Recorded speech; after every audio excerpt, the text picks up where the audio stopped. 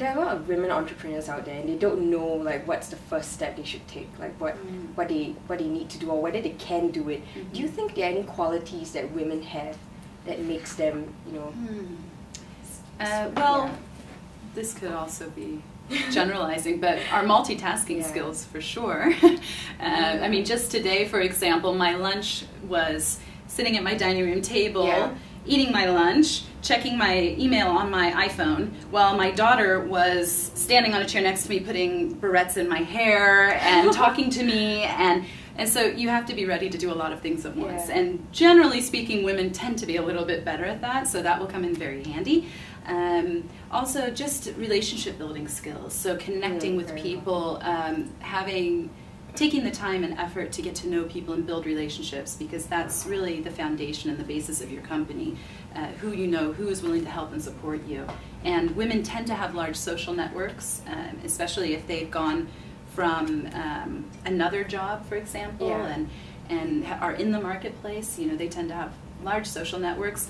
They could also be, if they're stay-at-home moms, for example, they probably know all their kids' friends' moms and you know, the whole soccer team, football team, and so those things also help a lot to have those networks and connections. They sure helped you, right? Definitely, definitely, yeah. Awesome. So what's the next step for you now?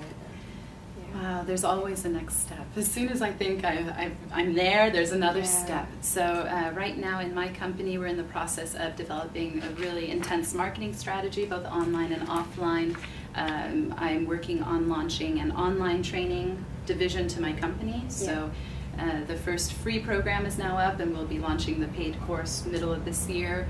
I'm continuing to market the in-house seminars that I run and one-on-one training. So yeah, there's a lot, and it's always developing, it's always moving forward. I'm always doing a lot of writing, always working, you know, I have one book, but I'd love to, you know, get another book out. Is it just about being consistent? It's about being consistent, absolutely, absolutely, and just following your passion and following the goals that you've set for yourself. I think that's really, really important. And when you're trying to decide what kind of company to start, that's obviously the biggest question is, what's your passion? Because you need to be so passionate about what you're doing and have a very clear vision of where you want to take that. So I think that that's also really important. Yeah. For yourself, was speaking and training always a passion? Yes, actually, yeah. I did my first competitive speech when I was 12 years old. Oh, wow. Yeah. So I've always loved speaking, and I spoke competitively in high school and went on to college. Speaking's always been a huge part of my life. I thought I was going to become a lawyer and use my speaking skills, but decided not to do that in the end. I didn't think it was right for me.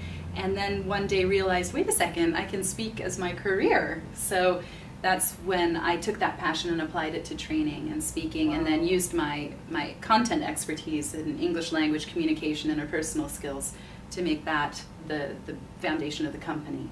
So that's how that idea and concept developed. But yeah, definitely speaking and training. But I think more than that being my passion, the passion that I have and what drives the company forward is that vision of helping other people to feel confident and comfortable with their own speaking, so that they aren't afraid to speak up and share their gifts and talents with the world. So there are so many people that hold themselves back, and I want to be able to help them to move forward. So that's really the passion.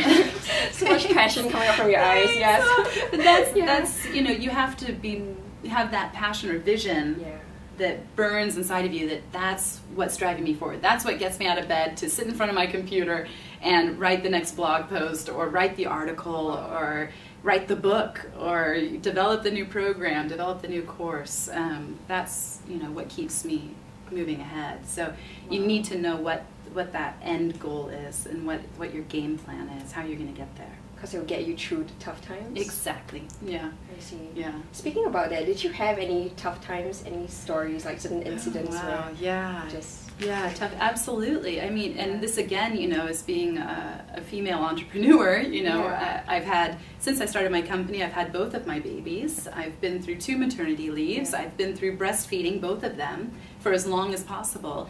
And that itself just creates a lot of challenges when you're trying to balance having little babies and running a business at the same time. It's very hard, it's difficult, and you need to know how to plan your time, plan your days. I was living off of, you know, time schedules and to-do lists, basically saying, okay, from 8 to 9 I have a window of time to check my email, and then from, you know, then I need to feed the baby, then from 9:30 to 12 I can work full on for doing these specific tasks and check them off the list. 12 o'clock, need to feed the baby, your baby needs to go to bed. Yeah, you have to be organized.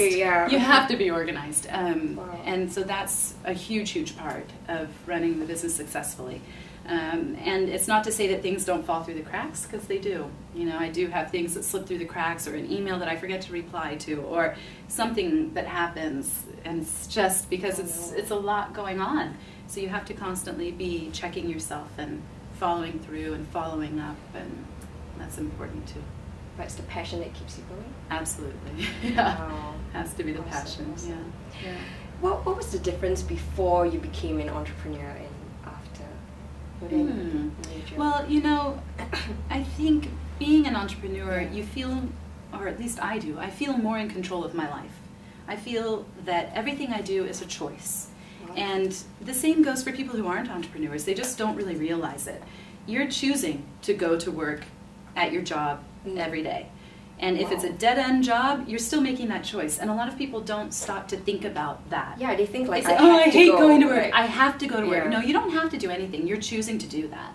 So it's a big, scary step to choose to be an entrepreneur. But when you do, then suddenly you realize, wait a second, I don't have to do anything. I choose to do everything. So I choose to spend this amount of time doing my work, and I choose to spend this amount of time with my children. I choose to organize my day in a way that gives me balance. I choose to take on clients that are in line with my passions, my beliefs, my goals. I choose to work with people and add them to my team who inspire me. So you have freedom and you have choice that you don't realize you have when you're working in a company. But for me, that's probably the biggest shift, is realizing, wow, I am creating my future, I'm creating my lifestyle, and that's very empowering. And you have a goal, right? And you have a goal, and you can feel very proud of yourself each and every day when you see what you're accomplishing and how you're moving forward. So I think that's exciting. That also keeps me going. Yeah. Awesome, awesome. And your goal is, you just shared it us just now. Oh, my goal, my ultimate goal, I have so many goals. Wow. What about exceeding your husband? Oh yeah. That's the current goal that. is to exceed, to consistently out-earn my husband for the next, this is kind of the 1 to 2 year goal, that my business should easily be out-earning him. 1 to 2 years? I think it should be doable. Awesome. Within max 2 years, I should be out-earning him consistently every single month, so that he has the freedom then, or feels that he finally has the freedom to either quit his job or start his own company or follow whatever passion it is that he has. So he has been supporting the family for most of the time now, and now I want to get my business to the point that he can have the freedom then to decide, is his job that he's doing now what he really wants to be doing, or would he rather do something else? I love hearing that, because usually it's the other way around, you know, it's always women thinking that, oh no, my husband needs to support me, or, No, I don't like being dependent on anyone, and I think that causes a lot of resentment as well. You know, especially in the situation I'm in, where I'm originally from America, my husband's Danish, his company brought us to Singapore. So I gave up a company that I started in Denmark when we came here, and I did that knowing that, okay, I'm going to support you in this. But pretty much immediately after getting here, I realized I needed something for myself as well. So you can't have this constant resentment that, oh, I'm doing everything for you, and oh, you need to be supporting me, and that just doesn't, I don't think that's healthy for a marriage either. So I know that what's best for me is if I'm doing my own thing, and I have my own network, and I have my own job, and I have my own way of supporting myself coming in. I don't think you should ever be in a marriage because you feel that, well, I need him because he has to support me. I mean, if, heaven forbid, something were to happen in my marriage, I know that I could walk away and support myself. And so in my marriage, I'm choosing to be in my marriage because I don't need him for support. I don't have to have him for money. I'm there because I love him right? So, it's so being an empowering, entrepreneur as just- well, yeah, it's empowering in that sense that you realize, I'm not in this marriage because I need this person. I'm in this marriage because I love this person, and we're both following our passions. We're both following our goals, and we're making it work, and we're having our family as well, and we can balance all those things. So being an entrepreneur, I think, enhances that and helps you to have a more balanced life in that area too. Question from a good friend of mine actually. Like, what are some tips that you could give him if he's not very confident in speaking English? Yeah, what are some tips for good communication so skills? just general communication in English. There are many things you can do. Usually, the first tip I would say is to slow down. Usually people who are nervous about speaking English tend to speak too quickly. And that just compounds the problem that people end up misunderstanding, or they can't understand, the actual sounds coming out of the person's mouth because it's just going too fast. So first is to slow down. Second would be to speak up, so project your voice well so that people can better understand. Obviously, having a good grasp of basic grammar and vocabulary is important. So if you don't speak English at an advanced level, then you're going to need to do some work on the language side. But more than that, also thinking about pronunciation, using proper word stress, which that may not really mean anything, but it's the idea of where you're emphasizing your words and which words you're emphasizing in sentences. So that's a very important part of English language. But there are many types of little things like that that people can do to change and better communicate in English. Wow, okay. It's quite a big question, though. Yes, it is. And how can aspiring entrepreneurs use this good, or rather, let me rephrase, how can good communication skills help aspiring entrepreneurs? Oh, absolutely. As an entrepreneur, I think you must have good communication skills. Yeah. It's an absolute must. Okay. Because when you start a business, you have to be able to sell yourself. You need to be able to clearly articulate what it is that you do, what your vision is, what the goals are for your company. Not only if you are looking for investments into your company, you'll need to be able to articulate that to investors, for individuals who are in that situation. You also need to be able to articulate it to your clients and potential clients, what you can offer them.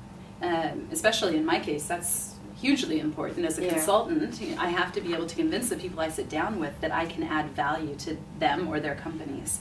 And that's going to be true of the person who is selling clothing in a store or a consultant going into a multinational. No matter what you're doing, you're going to need to be able to sell yourself, sell your products or services, and without good communication skills, you will definitely be lacking. Now, that doesn't mean that you have to be an extrovert. It doesn't mean that you have to be born with this, huge passion to talk and talk and talk. That's not necessarily it, and I don't want people to feel held back saying, oh, but I'm an introvert, I don't like to talk to people, Don't let that hold you back, because in many cases as well, introverts have huge advantages over extroverts as entrepreneurs, because introverts are excellent listeners. And they are the ones who, when they meet with their clients, they will sit and listen to the client's needs, the client's goals, the client's passions, and in a lot of cases, they will land the contract before the extrovert does, because they'll have a better connection with the client. So if I go into a shop and I'm looking for a dress, and the salespeople run up and they're showing me 12 different dresses, oh try this, and they haven't even asked me what color I'm looking for, what length is right for me, what type of design I like or style, then I'm just going to leave, Whereas the assistant who comes up to me and says, so what exactly are you looking for? Let me recommend this. And then I say, oh wow, that's perfect, right? So don't think that just because you don't feel that communication is your strong suit, that you can't be an entrepreneur and that you can't succeed, because people without those skills can also do quite a lot and be very, very successful.